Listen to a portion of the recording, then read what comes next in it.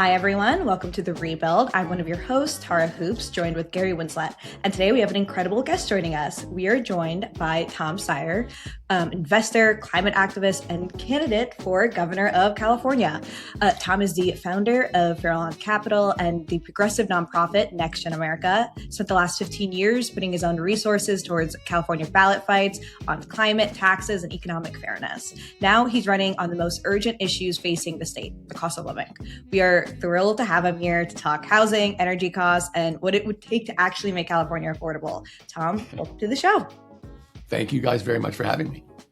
Yeah. So one of the reasons why I was so interested to have you come on is that I attended one of your housing talks a couple weeks ago, or maybe a month at this point, over in Los Angeles, where we had a bunch of housing activists and yourself discuss ways that we can actually make housing affordable. And it's now one of the major promises of your campaign to build 1 million homes in 4 years. That's a huge promise. So what does the governor's office actually control that could help make those numbers achievable? Well, as we described at that meeting that you heard, basically this is it's a number of issues that have to be dealt with urgently. Mm-hmm. And so it includes permitting issues, zoning issues, cost per square foot, and relationships with local cities and counties. So in every one of these, in order for us to build 1 million houses, we have to deal urgently with the issues. And let me say, this is an urgent issue because Californians cannot afford to live here anymore. And the number one bill they have every month is housing. So getting this right is not something that's a nice to have, it's a have to have. We are in a crisis, it's urgent, and the governor's office has to deal with it that way. So when we talk about how can we actually get it done, there was CEQA reform last year, which is the California Environmental Quality Act, to try and make permitting better, but there's a long way to go. And I supported that publicly, and there was a lot of opposition to it, but in fact, it did get passed in the legislature. There was zoning reform last year, to which there was a lot of opposition, but which I also supported and which also got done in the legislature. But there's a lot more to go in terms of making sure that the timing and regulation of house building and zoning is as fast and cheap as possible. And let me say that in addition, in some places in California, the fee to build a house is 20% of the cost of the house, which is an amazing fact. So that means that really the price of a house goes up by 25% just because of fees. The third thing that we've talked about is cost per square foot. And there are tens of thousands of permitted zoned units in California which are not being built because they can't get built to a price that people can afford. So the other thing that's really true is we need to really dramatically drop the cost per square foot of building, which means we're going to have to do it differently.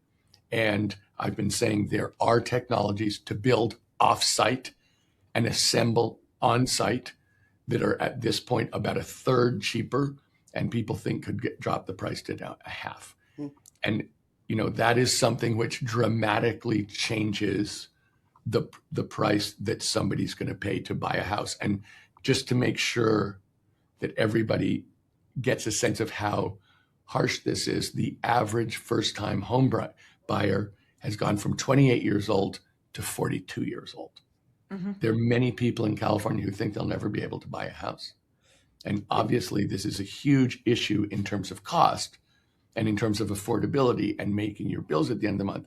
It's also a huge issue in terms of building a life. I mean, a house is not just some asset you buy. That's the place where you live. That's the place where you build a family. That's your space where you to a large extent, build your life. So this is critical in multiple ways. And the last issue that's on the table here very much is the opposition of cities and counties, because to a large extent, cities and counties have felt that building houses is an unfunded mandate. To the extent they permit units to be built, they expect human beings to live there, and they expect those human beings to require education and health services that they don't have the money for. So they push back very hard. And let me say that on that score, One of the things that I'm talking about, I think I'm the only person running for governor who's talking about that, is I will call a special election right away to close a corporate real estate tax loophole that brings in $22 billion a year to localities for education and health, so that their reluctance to do it should be dramatically reduced. And also there's a quid pro quo, a carrot and stick here of, if we're providing this for you, we're going to ask this for you. And there's very much, I expect to work cooperatively with the cities and counties, but to be fair, they are a huge deterrent to home building, and we absolutely need it. I mean, I started by saying this is not a nice to have. Mm-hmm. This is something where the human beings in California are suffering. They are absolutely worried. It's absolutely delaying and preventing the California dream. Tom, can I follow up on the modular point you made? Like, we're huge fans of that here at the Rebuild. Obviously, we love like technological solutions to challenges we face. I even had a whole piece on it last week. The American Housing Corporation doing a lot of this offsite building, and then you put it together on site. As you say, it saves a ton on price per foot of development cost. How exactly, if you were governor, would the state help with that? Is that procurement standards, financing? I think it's procurement standards. I think it's permitting standards. Mm-hmm. I think it's the regs. But I think it's also, people are reluctant to try new things. Mm-hmm. And this is something whose time has come. And I know that to many people, and it suggests, Gary, when you talk about it, that we're talking about modularization. To a large extent, we're not talking about modularization. I think we're at a stage beyond modularization, to be honest, because when you think about a modular technology, or when I do, I think about, building rooms off-site, mm-hmm. putting them on trucks or trailers, and then taking a wide load down the highway. Mm-hmm. That is not what I'm talking about. I'm actually talking about technologies that can build easily 9 to 12 stories, where in fact, we're talking about the ability to build apartments much cheaper, mm-hmm. as well as houses. It's a different so you're talking like mass timber kind of stuff. Yeah. Excuse me? So like mass timber is a great example of that kind of technology. We would, in fact, yes, we've looked at that for a long time, but a lot of this has to do really with building,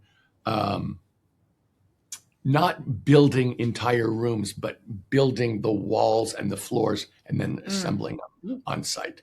And it's something that's been done. It's been done very successfully. It exists. It's been done with some of the biggest builders in the world, some of the biggest, homeowners in the world. So we know it's here. And the question is, how do we get this moving? Mm-hmm. So much about this is going to be about deployment and making sure that the jobs that come out of this are good paying, organized jobs.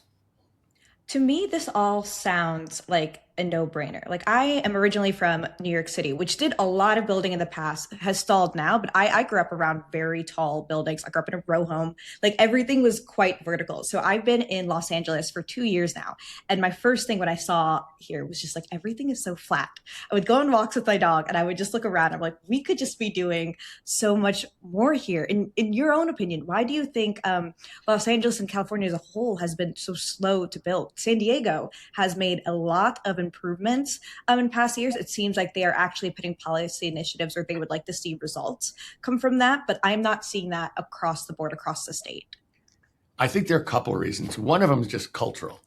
I think when people are used to low rise, they can't imagine high rise, and they find high rise, unpleasant to think about.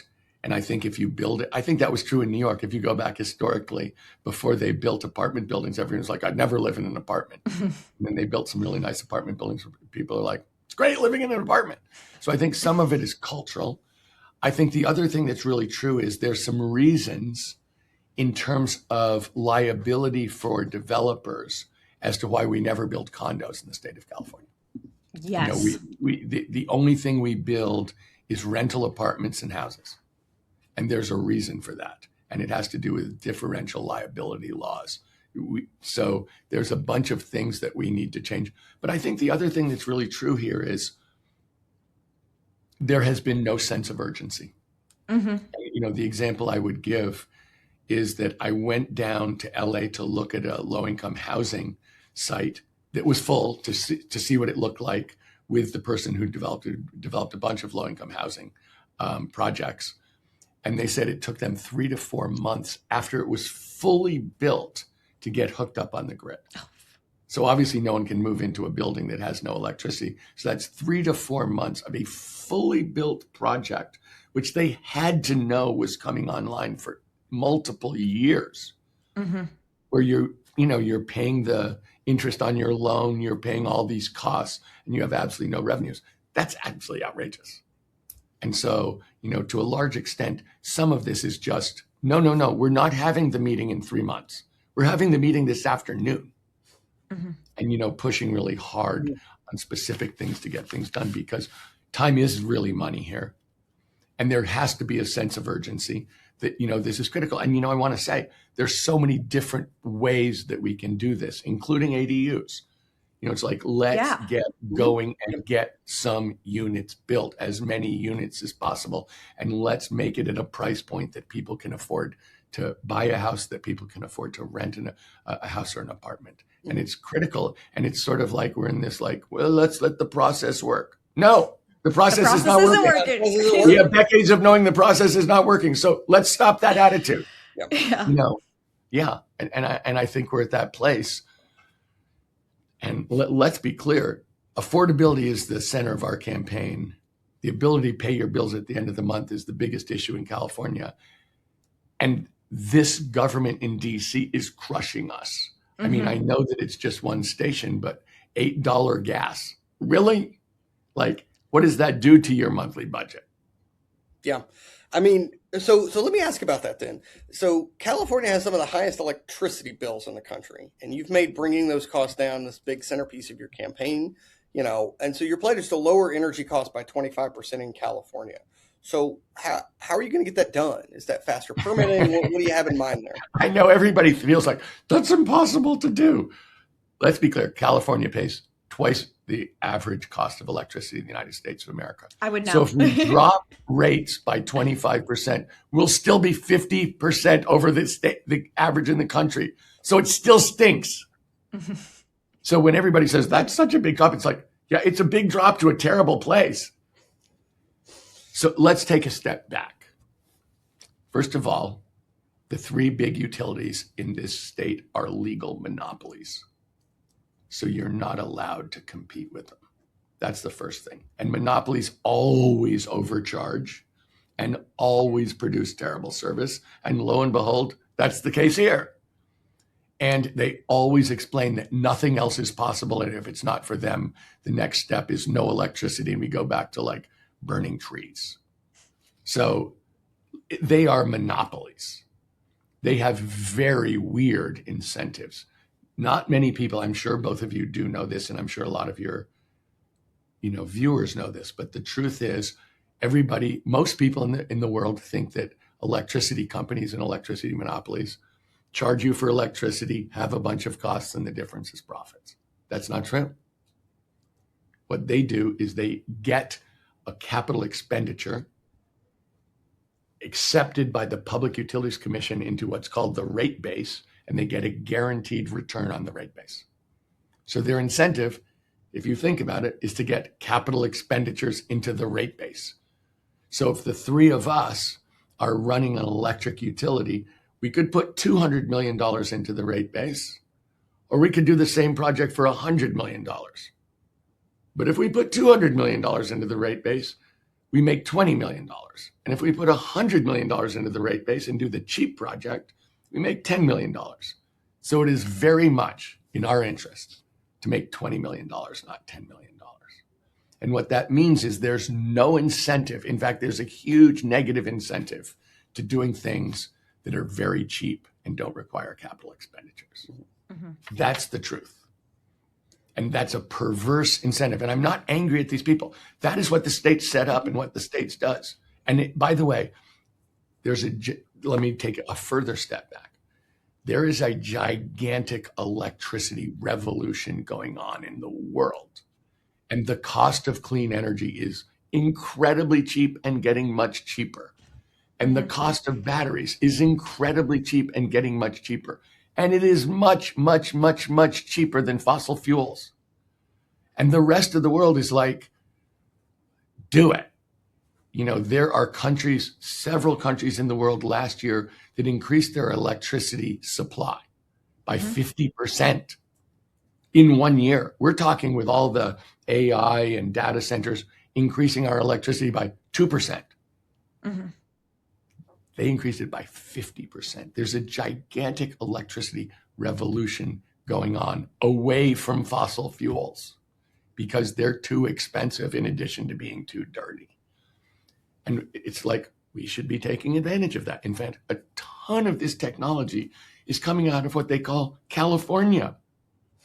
So we need to be adopting that technology, not avoiding that technology. As I said, no one's walking into a company and saying, you guys, there's this great new technology that's going to ruin our earnings. We should adopt it as quickly as possible. No, we need a different system. So when you talk about how we're going to do it, part of it is by changing the way we oversee the PUC, which we absolutely have to do. That's fast. We also have to introduce competition. I mean, just to put some numbers on it that I'm sure you guys know, so I'm not trying to, just so everybody gets a sense. It's 1 to 2 cents per kilowatt hour for solar or wind.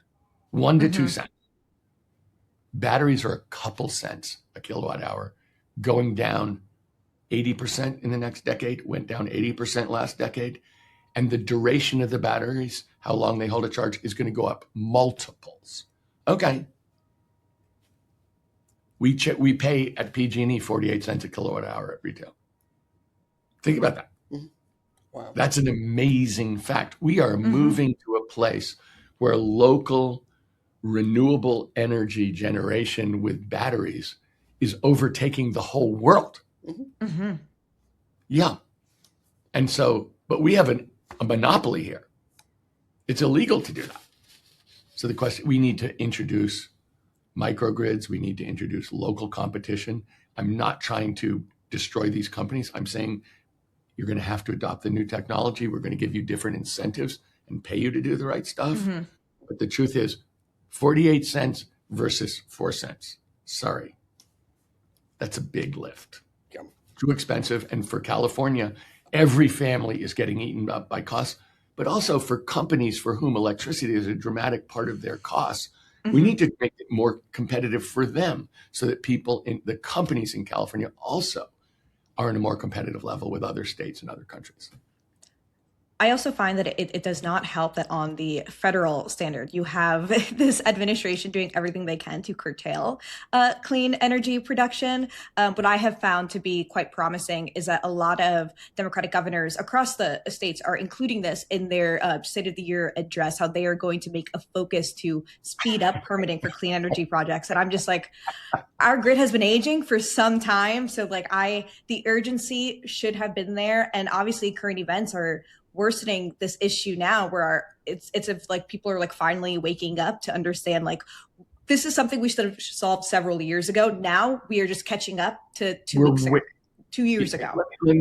Everybody can see the cost of oil because, you go fill up your car at the pump and you get a different, cost per gallon. And so it's in everybody's face on a daily basis. Right. But nobody understands the economics of natural gas. Yeah. So to the extent you want to use natural gas for heating, for instance, or cooling, let's talk about it because traditionally natural gas is a local market because it's so hard to ship. You can't ship it overseas. So whereas oil is a completely global market. So even though nothing has changed in the United States, we're paying dramatically more at the pump because something happened in the oil market in the Middle East. Nothing changed, nothing. And we're a net exporter of oil. But the truth is it immediately changed everything at the pump because it's a global market. Natural gas has traditionally been a local market. So in the United States of America, the measure is 1,000 cubic feet of natural gas. We pay approximately $3 right now. In Europe, they pay 19 to 21 bucks for the exact same 1,000 cubic feet. So it's like, okay, why would that be relevant? Here's why it's relevant.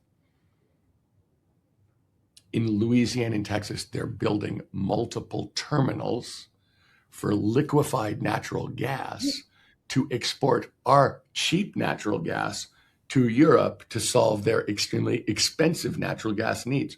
And they have told us that it's not going to change the price of natural gas in the United States. We're paying 3, they're paying 20. Really? You really think that's true?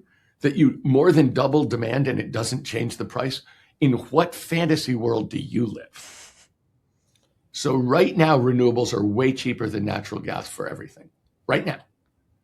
Once we start having a global market, which the United States is absolutely determined to do, to fatten the coffers of fossil fuel companies. They're absolutely lusting to do this, and it's happening. The minute that happens, we're in a global market, just the way we are in oil, and everything that happens around the world affects us. And, it's not just in Europe that natural gas costs are so high. It's true all over the world. And so the truth is, what we're looking at in terms of fossil fuels is a world which is already more expensive, already much dirtier, already subject to supply shocks. They've had repeated ones in oil, but also in natural gas. And you're saying, that's our future. Let's do that. It's like so dumb. It's incredibly dumb. Incredibly so. And it reminds me of the joke tweet I saw yesterday. It's like, typically, the average person might be wrong to say, like, the president has a lever where they can, like, make gas prices expensive or cheaper. And, like, right now is the only time where that is kind of true, because he did pull that one lever and do that to us. So it just has erupted into a series of conversations I don't think like we have been having before. So I definitely find it interesting to have, but I also want to skip to a couple of our last ones in essence of time. So as I mentioned before, I live in Los Angeles. I've only been here for a couple of years, but as someone who is very entrenched in the housing space and the affordability space, I have been very interested on the localized side, even to the national side of California. Like, how can we actually ensure California is a model of a national cost of living agenda? We started the rebuild because we thought Democrats weren't doing enough. And I would love to know what your vision is, especially as governor, to make that possible. So I said affordability as at the center of our campaign because it's at the center of the mind of everybody in California all the time. But the other thing that's really true here is, if we solve that issue and also deliver the services in terms of education and healthcare and home care that Californians need and deserve, we actually are the model for the world. This is what the 21st century is supposed to look like, including being, from a business standpoint, entrepreneurial, innovative, and growth-oriented. But the difference is what we haven't been doing is bringing everybody along. Working people have been getting the shaft here for 45 years. And that's why we see the affordability crisis exploding. So all the things I'm talking about, I consider to be critical just in and of themselves. But to the extent that we want to, and we absolutely have an ability to create the best society in the history of the planet Earth, literally. We can do that. We are rich enough. We are smart enough. We have the ability to deliver everything we're talking about. We just need to drive down costs and be smart. And that's exactly what I'm running on. And if we do that, we will restore the California dream.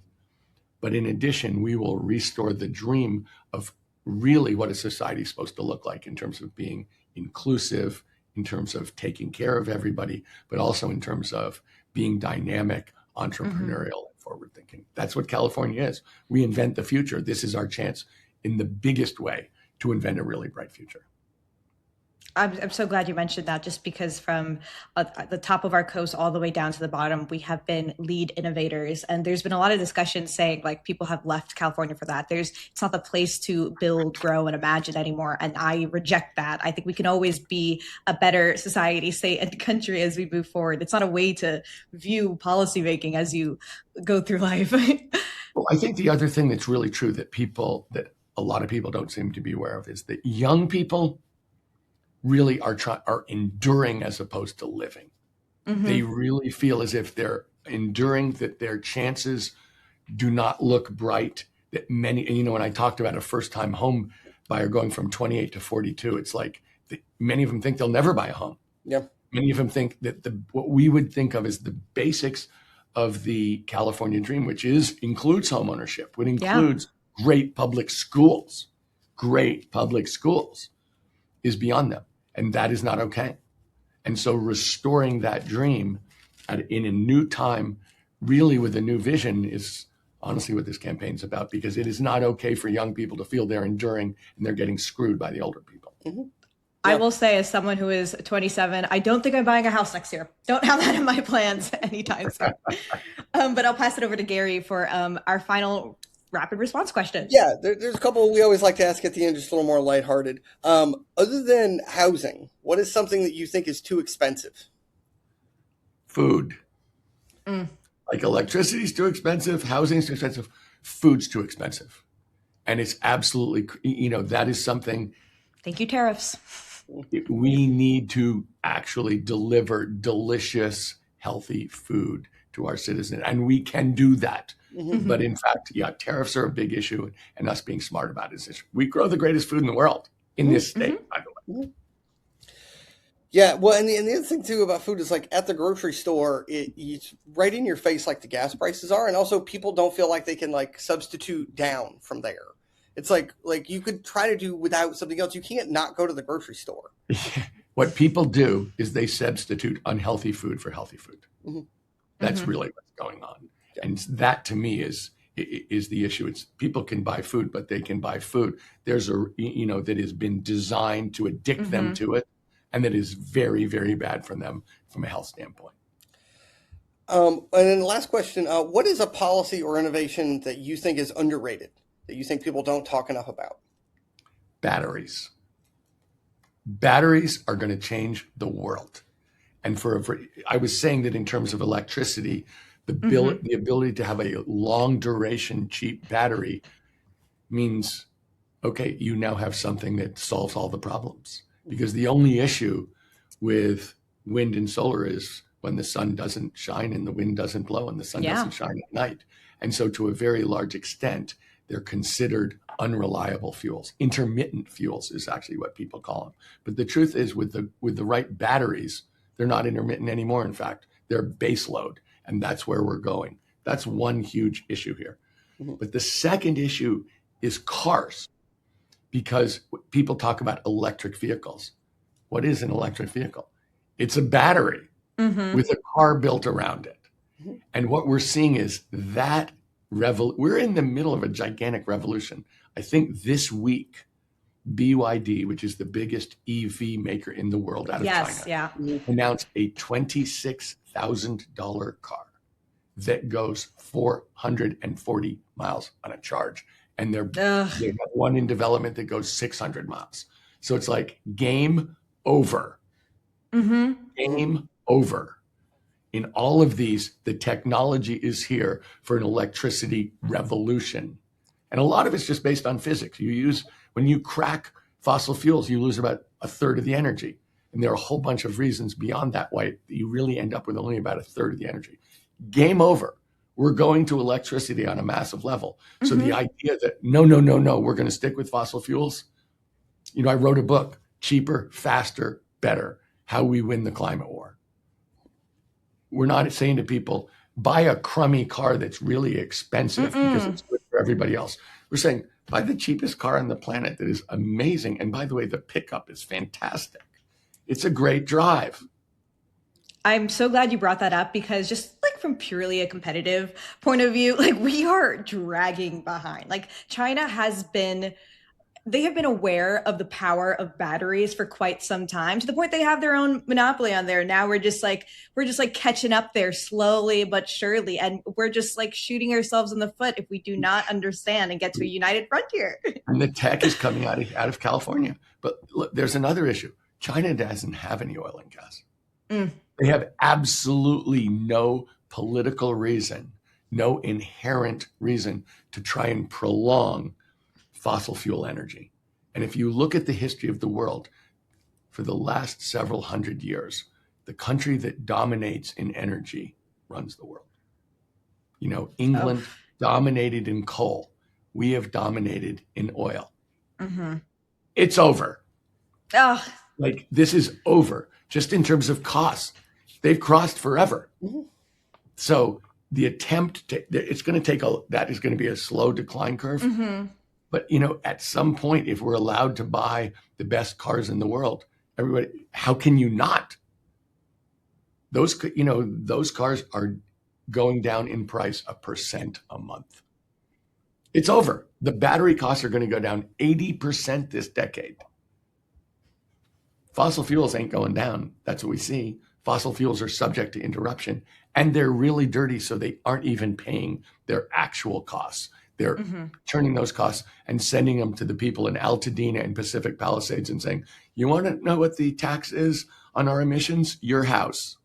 Ugh, I want to end us on a positive note because we're running out of time, but everything you're saying is definitely very true. And especially just on the battery front, that's something I've been following. It's almost like a pet interest of mine. So thank you for speaking on it. But if you are a California resident, primary elections are on June 2nd. I know I will be voting. I think I already know who I'm voting for.